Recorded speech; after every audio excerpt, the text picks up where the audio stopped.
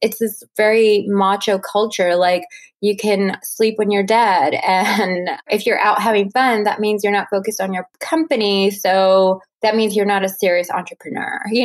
All of these like negative mentalities that come with owning a business. And I don't think that's so true anymore, because women are kind of getting better in the industry, and there's more prominence for women in the industry now. But like back then, yeah. And I didn't know too many women I could connect with and talk about these issues. And it just wasn't serving me.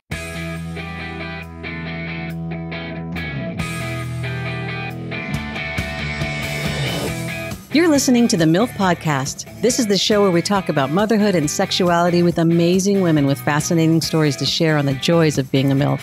Now here's your host, the MILFiest MILF I know, Jennifer Tracy. Hey guys, welcome back to the show. This is MILF Podcast, the show where we talk about motherhood, entrepreneurship, sexuality, and everything in between.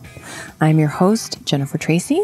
Today on the show, we have Nimisha Gandhi. Nimisha is a nutritionist. Her company is called Moon Cycle Nutrition. And what's so interesting about that is that she was really, and we kind of got into this a little bit, she really knows a lot about the women's menstrual cycle, moon cycle. And she talked a lot about that and about how that affects certain things and nutritionally. And she's trained in Ayurvedic medicine. We just had a really fun conversation. So I really hope you'll enjoy my conversation with Nimisha. Thanks so much for listening, guys. Hi, Nimisha. Hello. So just before we hit record, we were talking about Nimisha's. Am I saying it properly? Perfectly. We were talking about her name and how people probably butcher it. I was asking to make sure the pronunciation. And you were about to say when I was a little kid, and then you stopped yourself. What were you going to say? Yeah, when I was a little kid, even the teachers couldn't get it right. They would say like Nimisha or I don't know, some weird pronunciation. And I would just go along with them. Like, yeah, that's my name. And my name is spelled Nimisha. And people kept saying Nimisha. And so I just started spelling it Namisha. And I would take on these different identities with my name as a 7, 8-year-old, 10-year-old. And then I got over it and I was like, no, my name is Nimisha, and I started owning it. But for a long time, I would, not own my name. Yeah. That's interesting. Yeah. Well, and we do that. I think too, like, I know, my kid's 9.5 and I'm seeing a lot of that. Like he wants to be like the other kids. And I remember that feeling for a long time. Like I want to be like the other kids. I don't want to be me. And then at some point, hopefully, in a healthy way, we start to go, no, wait, I want to be individual. I want to be different. But sometimes that takes longer. So you came to me through Alicia, which is so exciting. And so you're also in Northern California. Yes, I live in San Francisco. Okay, right. And tell me about where you're from. Like, let's start from the beginning. Where were you born? Yeah. I was born in the Bay Area, not too far from where I live. In a suburb called Hayward, which is close to Oakland. And I know most people recognize Oakland. Yes, I was born and raised there. And then I moved away to go to college to UCLA. And that was like the first time I ever left my home. But then I eventually moved back to the Bay Area. Nice. Yeah. And what did you study at UCLA? Psychobiology, pre-med psychobiology with minor in Spanish. Wow. Yeah. So you were going to be a doctor? Yes, because that's the only thing I knew to be. So my dad came to America in the 70s from India, and they weren't very wealthy in India, and they were basically escaping poverty to come here. And they worked really hard, and my whole life I've been told that like, you're going to be the one to graduate from college, and you're going to, become a doctor. And it was like this whole honor thing. Wow. And I thought that's what I really wanted until I got to I started studying pre-med, and I still thought I was going to become a doctor. I just had an awakening and realized that I wanted to do something alternative in the healthcare field. Can you tell me about the awakening? What happened? Was it an event that happened? Yeah, lots of things. So, it was the first time I went away from home. I grew up in a very tight-knit Indian family, first generation American. And so, I was always balancing this world of trying to be American and Indian. And my cousins lived right across the street. I grew up with my grandparents and my parents and my brother in one house.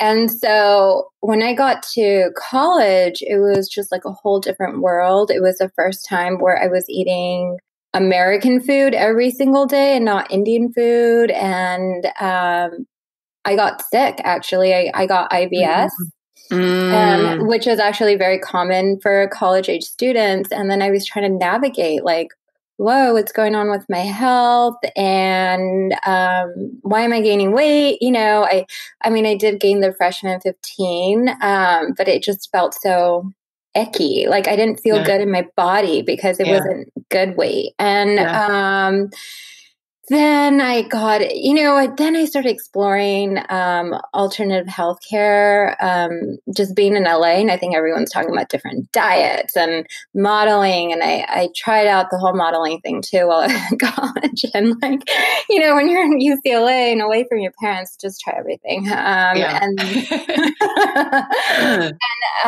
So anyways, I got sick and I couldn't, the doctors wanted to put me on antidepressants. And I was like, wait, that doesn't make sense. I'm having gut issues. And I couldn't understand that. And what was the reasoning? Did they explain to you why? Yeah. And it's actually still commonly prescribed for people with IBS. It's because you produce a lot of serotonin in your gut. And so they thought if they gave you antidepressants, it would up level the serotonin in your gut and you wouldn't experience symptoms of IBS.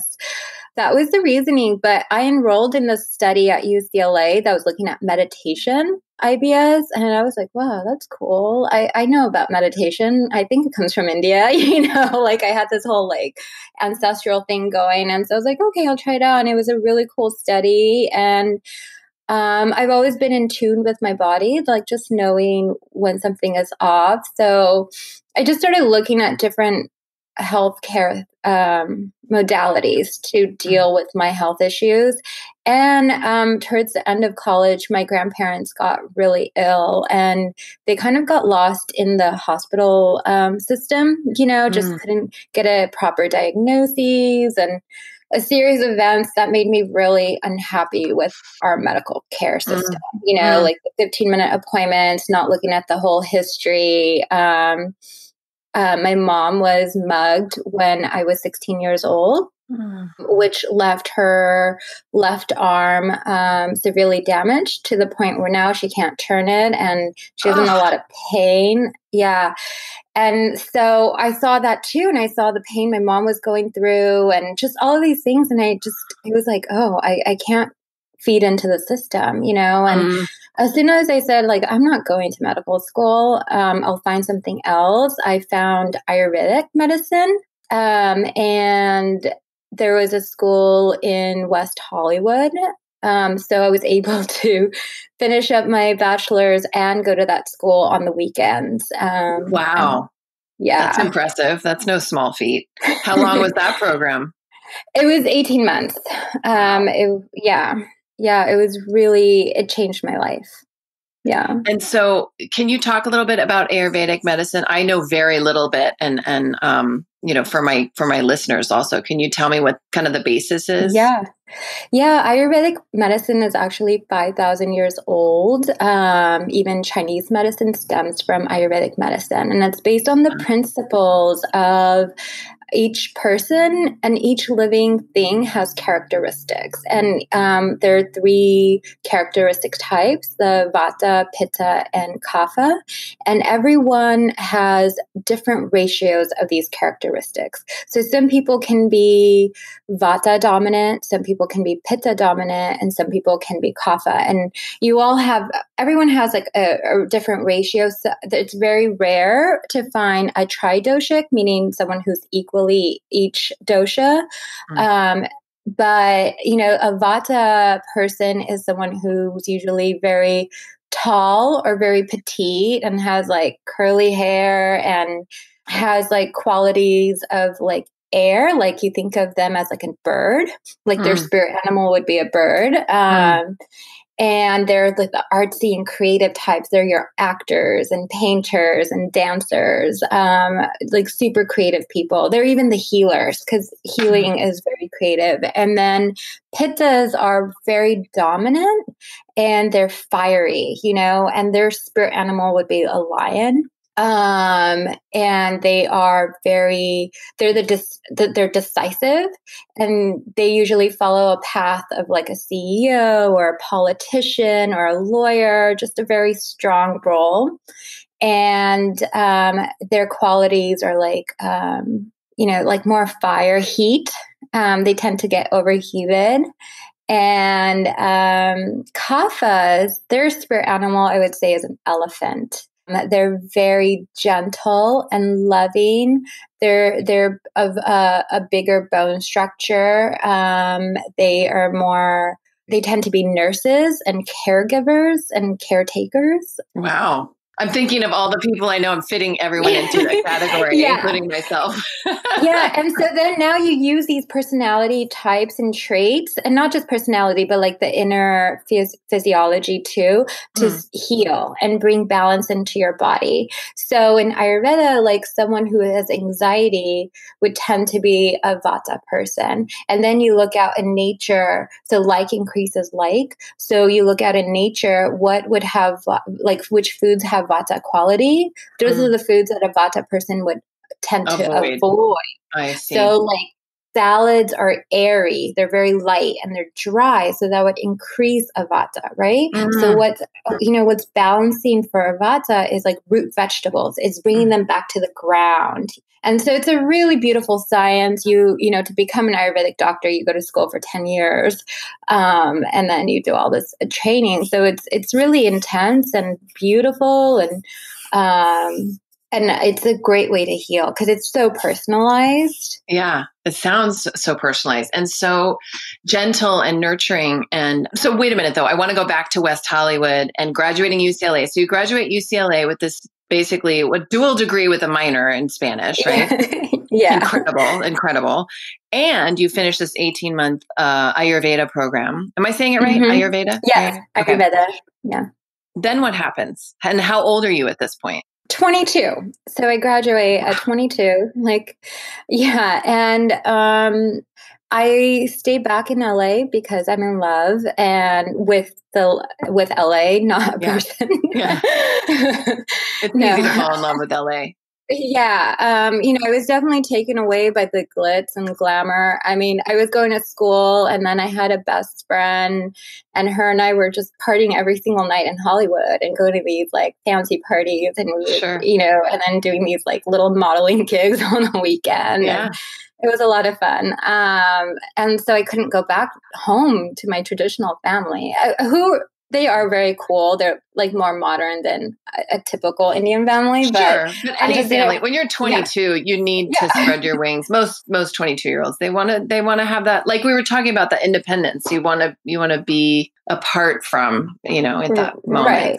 So I wasn't ready to go back. So I hung around in LA and I wasn't sure what I was going to do with Ayurveda because yoga was just becoming a thing. This is 2005. So, even yoga wasn't widespread. So I was like, okay, now what do I do with this? Right. Who's going to hire me? And I didn't think to start my own practice. Like that didn't seem like something I could do. So I went back to, I just continued doing the research work I was doing at UCLA. I was working in clinical trials at UCLA, and that was fun for a while. And I was running research studies, and I ended up doing that for 5 years. And I started, because I was still figuring out what I wanted to do. Right. Yeah. What kind of, I don't know if you're allowed to say now that it's passed, but like what kind of clinical trials were they? Oh, yeah. They were part of the addiction center at UCLA. And so I was working in phase 1, phase 2 trials with people addicted to cocaine and methamphetamine. And which I don't know, it's just something that fell into me. It's not something I was like, oh, I'm going to work here, but it just worked out and I ended up staying there. And so it was really cool. I got to work one-on-one with patients, and then I got to eventually write studies, and then got on the other regulatory side, where then now I was trying to secure grants to fund these studies. But, even doing these studies, I just felt like, okay, it's really cool. We're trying to help people, but it was very pharmaceutical. Mm-hmm. It was like, okay, let's get people off of cocaine by giving them this drug, this other, drug. Mm-hmm. And that also didn't resonate with me. And especially as my practice with Ayurveda became stronger and stronger, and my understanding of medicine from a holistic view. And I just started seeing that, like, maybe this is, people need a drug in between, but they need so much more to not be addicted. And so, my calling towards like a more holistic medicine just kept getting stronger and stronger. Yeah. So you did that for 5 years, and then what happened after that? I moved back to the Bay Area. I moved back in with my parents. My grandfather was really sick, and I just, my grandfather was like my dad also, because we lived in the same house, and I was clearly his favorite. And so I just needed to be there with them. And then shortly after that, my grandmother passed away. And so I just needed to be home. And then I started just creating a life for myself in the Bay Area. And did you open a practice at that time? No. I was like, okay, I'm going to go back and become a dietitian, because that seemed more doable. And so but something kept holding me back from actually following through with it. Like, I took the GREs, I applied, but then I was just like, something. And then, I started coming to San Francisco to party, because I was like, I'm still young and I need to go out clubbing and find a boyfriend and, do all this stuff. So that's exactly what I did. I started partying in San Francisco. I met a whole group of friends who eventually, then I met my husband at in Sausalito, and we just started dating, and it was a very quick and fast romance, and we got married. And I kind of got swept away with this life, because he was like this big tech guy, and I'm just this girl, I just felt like I was this girl, like, who's coming from LA and has a whole different view of the world. And when you come to San Francisco, the view is so different from LA.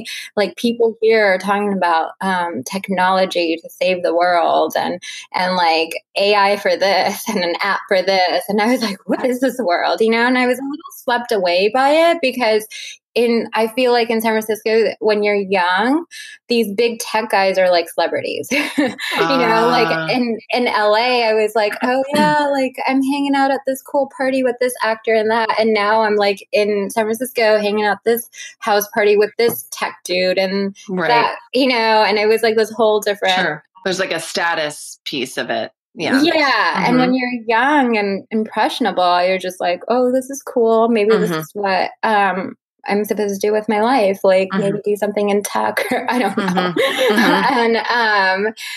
And so anyway, my husband and I had a really quick courtship before he proposed to me. And then we ended up getting married, and him being in tech and doing a company after another company, he was and gaming was really big at this time. So he was like, let's do a gaming company together. And I was like, well, okay, I'll help you out with it, but I think I'm going to stick to like nutrition and food. And so at the same time we're starting this gaming company, I also started a blog and teaching people how to shop at the farmer's market and just be like kind of take control of their food and their bodies and really care about the environment through the food we eat. And so I had started this blog and I was doing these events and I was taking people to the farmer's market to teach them how to shop there. And then I got like the local cookbooks, and then I contacted the authors of the cookbooks, and I was like, I'm going to have a cookbook party around your book. You want to be involved? And, and so I like made this like very social club blog, and that was fun. But then, the gaming thing started taking off too. And we got funding for our games, and we had this beautiful office in downtown on the 20th floor overlooking the sweeping views of the bay. And I was like, oh, okay, now I'm the CEO of a gaming company. And and it was just like this whole different role that I was taking on. And I think I was really taking it on because that's what my husband wanted. And he is older than me, like much older. He's about 13 years older. So I was like, okay, he knows what he's doing. And I'm not really making money off of this blog. And, I was very unsure of myself and just not confident in what I wanted. And I kept not listening to my intuition of what I wanted.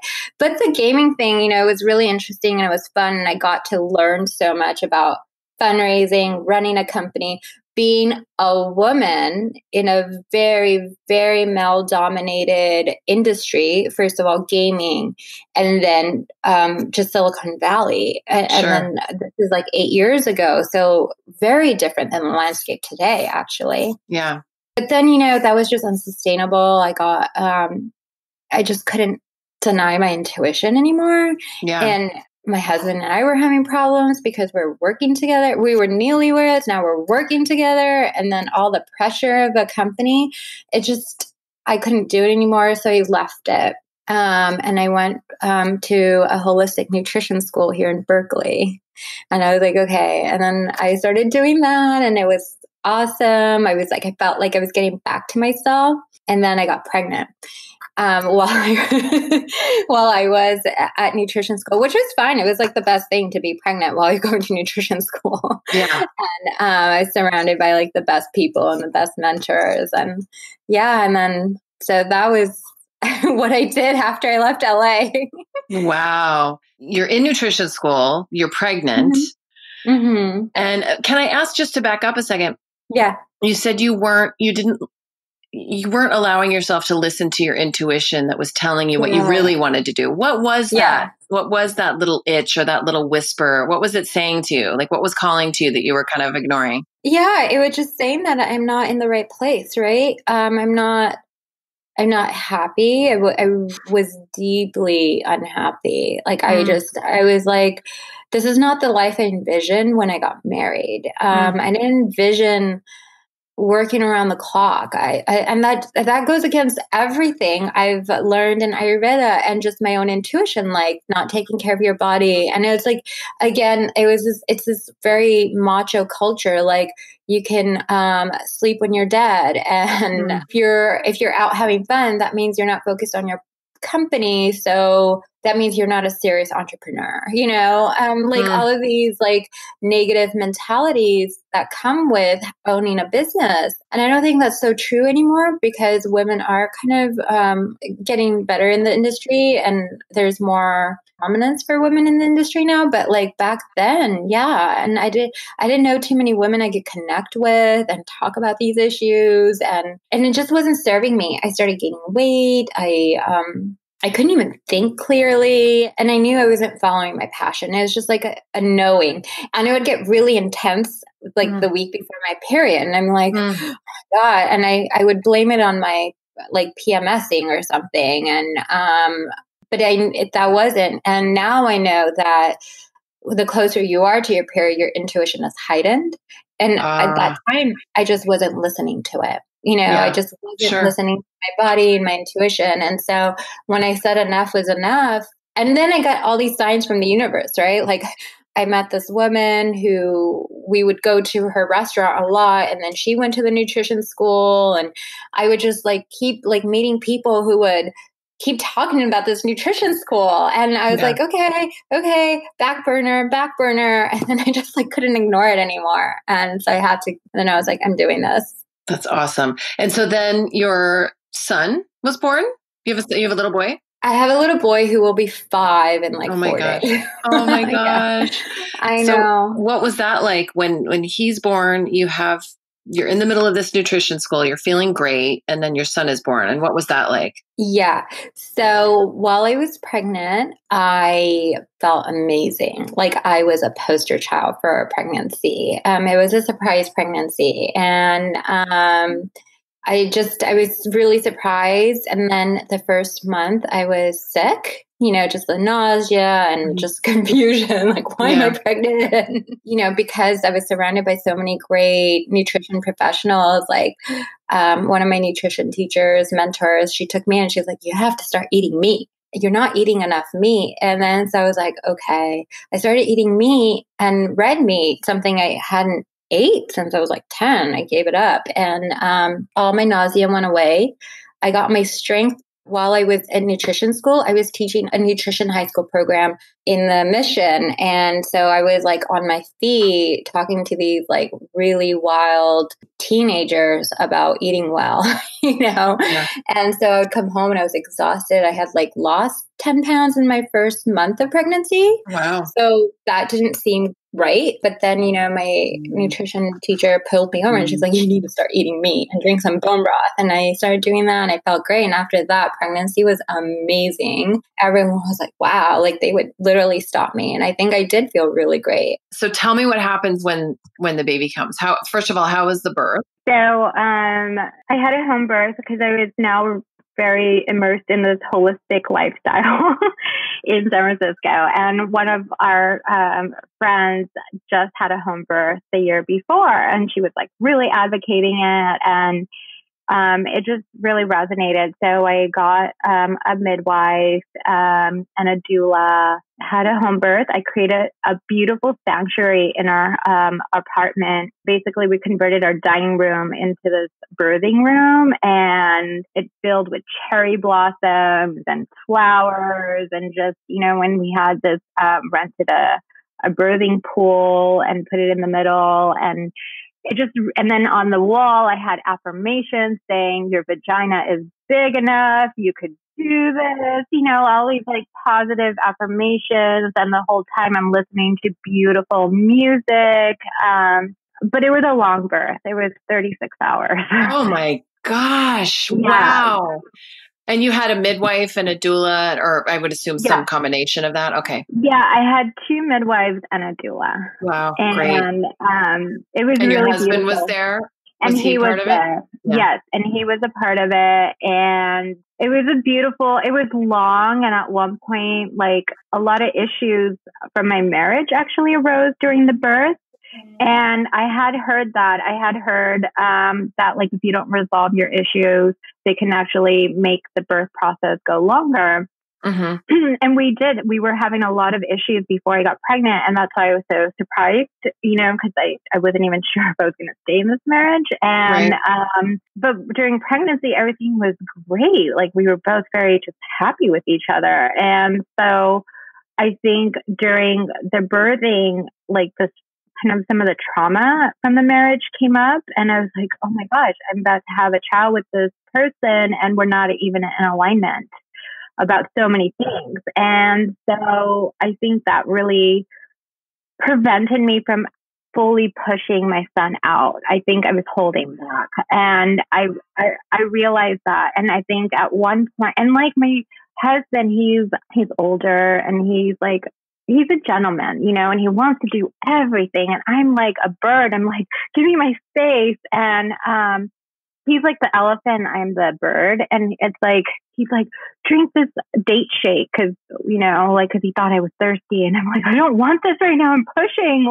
And he's like, or I'm going through a contraction. He's like and then at one point he had like a plate full of food that he brought for me. And I took the plate and I just threw it and it went shattering across the room. Yeah. And my doula looked at me and she took him aside and she was like, just don't come into the room for a while. And which is what I needed, because I needed my space. And that's part of my personality too. And so, but we then had this beautiful birth. He did catch the baby and cut the cord, and it was really interesting because you hear all these romantic stories about home births, and I'm all for them, and I'm still all for home births. And I think people should have the birth that they want, whether it's at home, whether it's a C-section. I'm all for all kinds of births. I support it. And but there's this romantic notion of home births, and they don't tell you that, when you are a home birth, it is the environment you create, but there aren't a lot of people around. So as soon as my midwives and my doula left, it was just my husband, the baby, and I. And we were like, and it's 4 a.m, and we're like, now what? So it's just the three of you at home alone, and it's terrifying, right? Right. Like, we're like, okay. And I'm exhausted, and I felt gross. Like, I felt like I wanted to shower, and I wasn't sure if I was allowed to.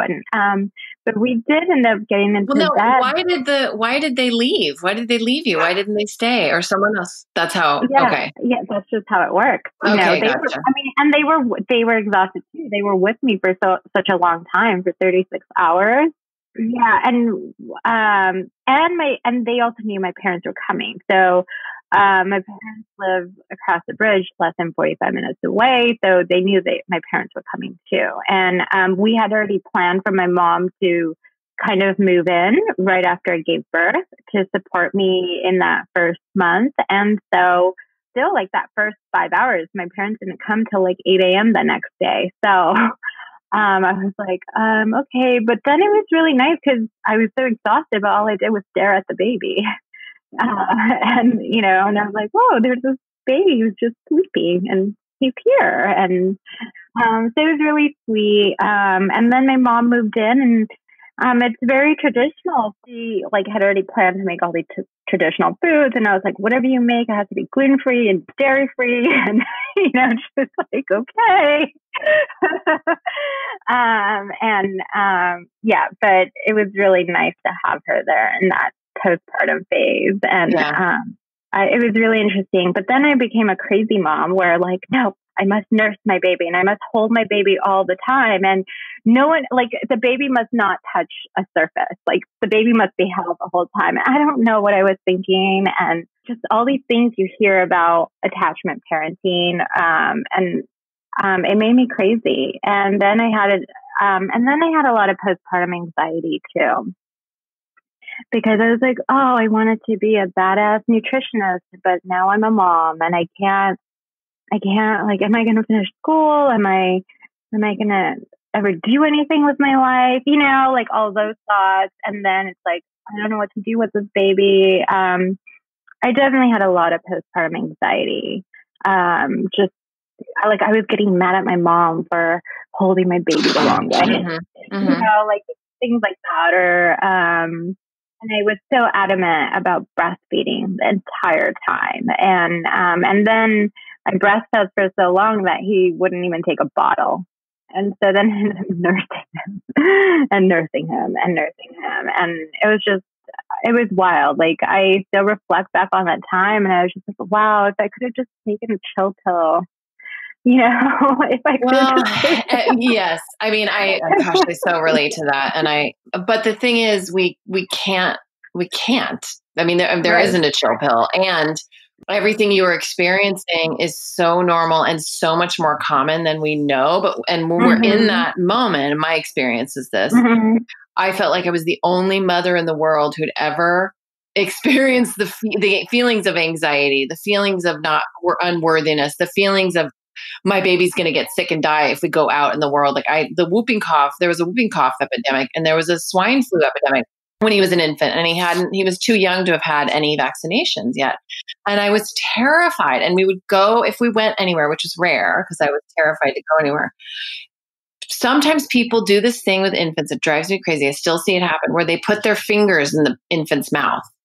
They think because the infant's always looking for a nipple to latch on to, right? So they put their finger and they're like, oh, look, he's sucking on my finger. I'm like, yeah, get your fucking finger away from my kid's mouth. Like, when was the last time you washed your hands? And even if you did, but my point is going back to the, looking back and wishing you could take a chill pill. I so relate to that. And it's unfortunate that we don't have things in place where there's more support for someone in your circle or on your team or whatever to say, oh, what you're feeling is this, and it's normal and it's okay. And, here's how we can support you, or here's a Ayurvedic version of a chill pill or whatever it is, we'll get to that because I'm sure that's what you do now. So, yeah. And that was the hard part for me. I was like, I should know this stuff. That's the thing too. We do that. Like, because I'm this health professional. Like, I should know this. Like, I know I'm into holistic medicine. And so it's like this added pressure. And, there were some dark times, but it was. Did you think about harming yourself at any time, or did you have any, like, when you say dark, that's what I think of. Yeah. I mean, like, I remember when I was just like crying and crying and crying, and I would wait for my husband to come home and like, wait, now you're home, things are better, thinking that like he'll just take the baby, or, I don't know.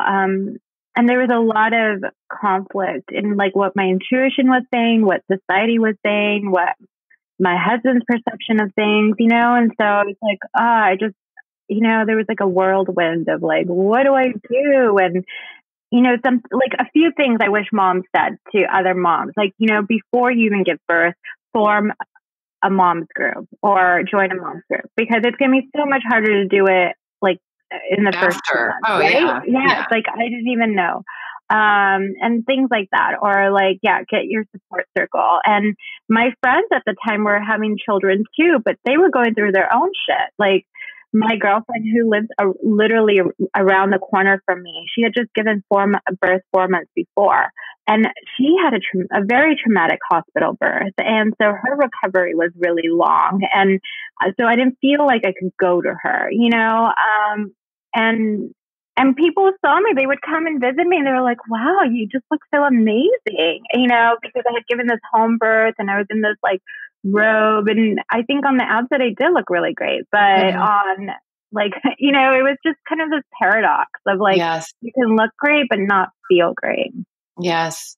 And when did you ultimately ask for help to get out of it? Did it just fade on its own? What was the...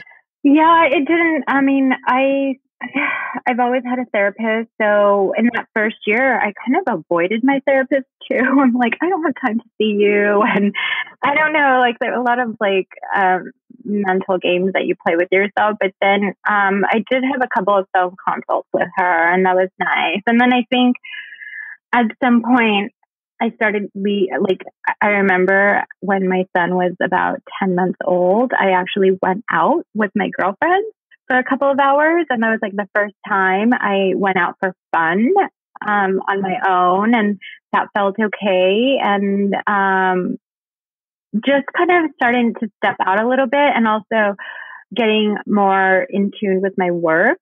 I did, at this point, I had finished up the nutrition school and kind of becoming a little more passionate about, again, my career goals. That, and then seeing my therapist consistently, going to more yoga classes, and just doing all the things, and starting to cook again. I don't think I really even cooked for myself because I was like I would make omelets, I make like quick dishes, but I used to love to cook. And so like starting that again and just all of that. But what really helped me get over it is cannabis. Oh, really? Talk about that. Tell me. Yeah. So, that anxiety, I mean, by this time my son was like almost 3, and I still had this lingering anxiety and this lingering, even depression, I would say, like it wouldn't fully go away. And, this was when cannabis was becoming more legal. Mm-hmm. And more just of it, like dispensaries were opening up and people were just starting to talk about it. And I went to this women's conference where I was a health coach there. And then I met this woman who was going to start a cannabis company for women dealing with health dealing with health issues. And then she and I just had this like instant bond. And she's like, oh, I want you involved in this company. And so I started learning a lot from her. And before then, I hadn't even gotten high in college. Like I tried it a couple of times and I had a weird reaction. So I never went back to it. I had these one-off moments with cannabis, but not like a medicinal experience with it. And so then I started, just a little bit playing around with it and seeing what felt right. I did all my research because then I was still too anxious. I was like, what would that mean for me as a mother using cannabis and stuff? But then people came out of the woodwork. They were like, my other moms were like, yeah, we use it. Like, yeah, and I'm like, oh, there's this whole club that I didn't know about. And so I started learning more about it and using like tinctures and drops that wouldn't really make me high, but just kind of make me calm. And so that was like the edge that really pushed me out of it. I think it was like that final thing that I needed. Wow. And so you are using this and it's helping you so much with your anxiety and postpartum. And then you open you're part of this company. And then what happens with your own nutritionist company? Yeah. Yeah. So I didn't fully join her company. I just didn't. Yeah. Now at this point, I'm really listening to my intuition, and my intuition was like, okay, we're here to support each other, but not necessarily build something. And at this time, I just really dropped in with my instincts. And, again, my husband and I were like just not doing well. Like we, just like newborn, we still had our old shit that we never dealt with. And so I started going to women's circles and like moon circles, like where you gather around the new moon and do a ceremony. And I started really tapping into, I basically found a whole new set of friends who were like these goddesses who knew about their intuition. And I went back to listening to my intuition and I started realizing, yeah, my period tells me so much, how to thrive. And so I realized that I get even more anxious and neurotic right before my period. And I'm like that happy, super calm mom right after my period. And I started leveraging that. And I created a woman-festo, which is basically a thing I need around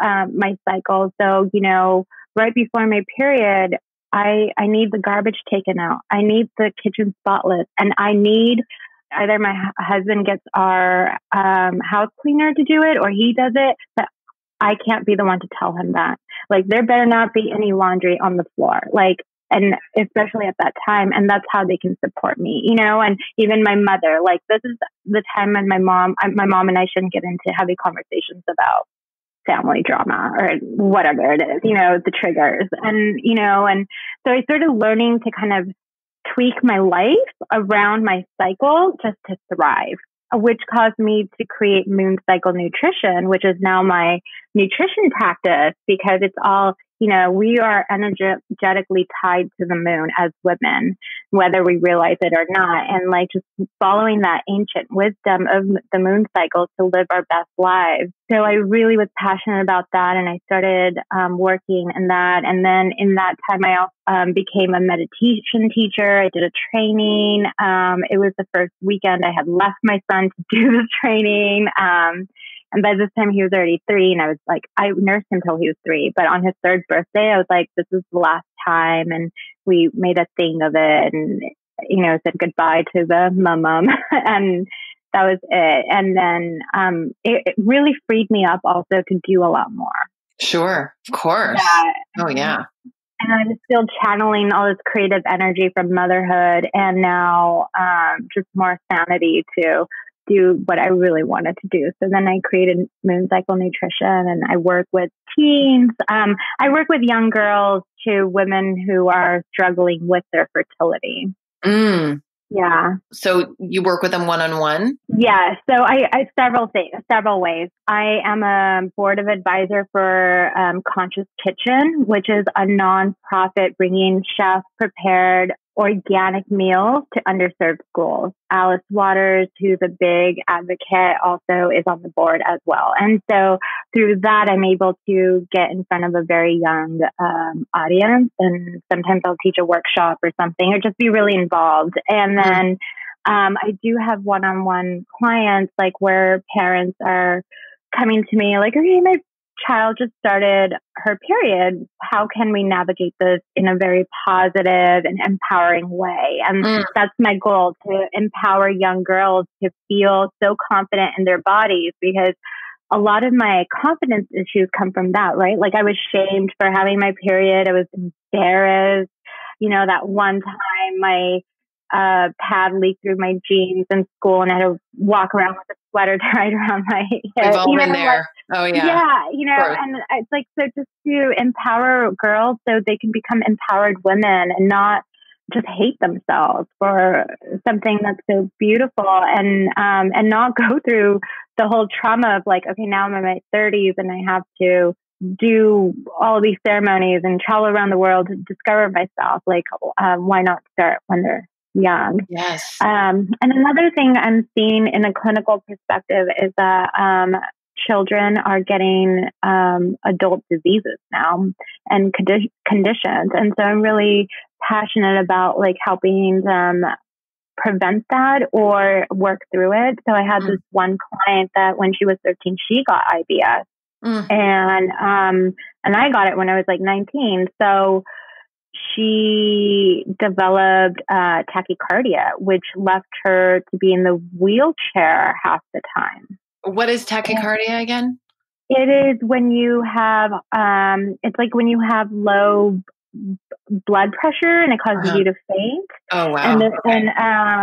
And there's different versions of it and different levels of it. But she was having all these symptoms. And what was really interesting, that her dad reached out to me to work with me, you know, to basically hire me as a nutritionist for his clinic. And once he started talking to me, he was like, oh my gosh, you need to help my daughter.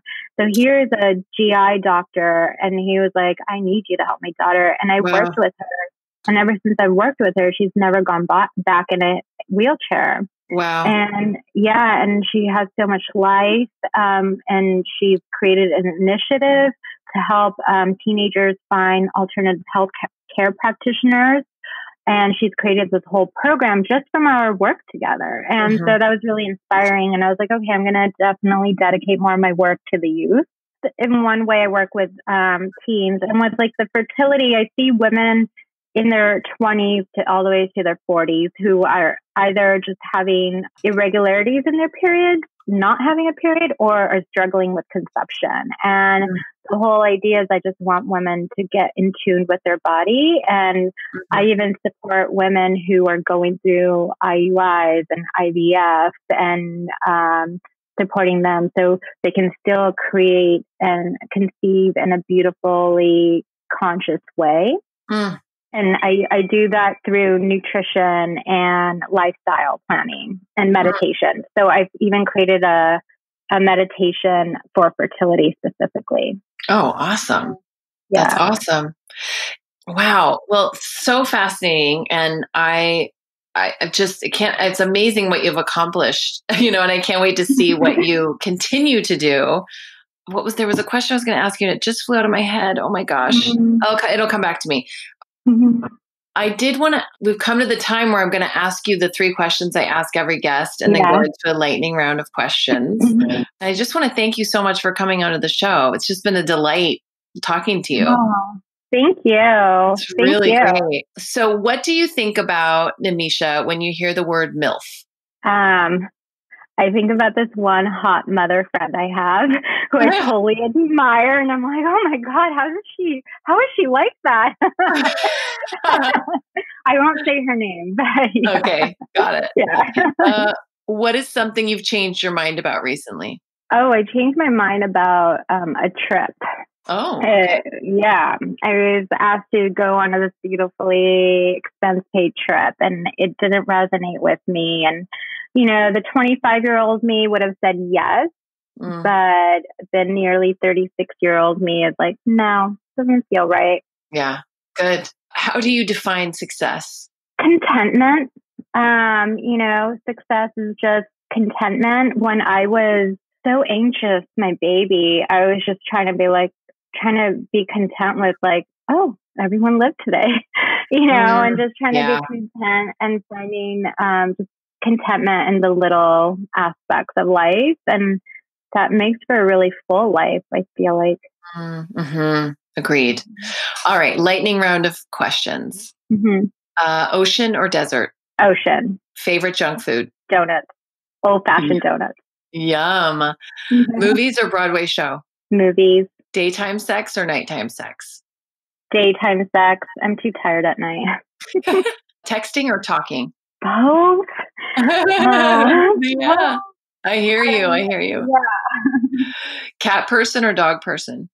Dog. Have you ever worn a unitard? Maybe when I was 6. Shower or bathtub? Again, both. I do new moon rituals where I create bath salts for myself on the new moon, and I take a bath on the full moon. But it's definitely a self-care pleasure. But then showers are good and invigorating. Yeah. Yes. Yeah. Ice cream or chocolate? Chocolate ice cream. Great. There you go. On a scale of 1 to 10, how good are you at ping pong? 0. What's your biggest pet peeve? Dishonesty. If you could push a button and it would make everyone in the world 7% happier, but it would also place a worldwide ban on all hairstyling products, would you push it? Yes. Hairstyling products are so bad for the environment. I love it. Superpower choice: invisibility, ability to fly, or super strength? Super strength. Would you rather have a penis where your tailbone is or a third eye? Third eye. What was the name of your first pet? I've never had a pet. Oh, what was the name of the street you grew up on? Continental. So usually this is how I come to people's porn names, but since you've never had a pet, Continental is great. I think just Continental is your porn name. Just Continental. You're just one name, just like Prince or Madonna. Continental. Ladies and gentlemen, welcome to the stage, Continental. Hello. Yeah, there you go. Nimisha, such a treasure to speak with you. Thank you so much for being on the show. Oh, thank you for having me. This was so much fun. Thanks so much for listening, guys. I really hope you enjoyed my conversation with Nimisha. Tune in next week for another amazing MILF conversation. Also want to just remind you, quick reminder, this month's give, February, I'm giving $25 for every iTunes review that comes in for MILF Podcast to Lumos, an organization helping children to stay with their loving families. They can be found at wearelumos.org if you want to check them out. And if you haven't yet, grab your free copy of 7 Habits of Baller MILFs on my website, milfpodcast.com. I'll talk to you guys soon. Have a great week. Thank you so much for listening.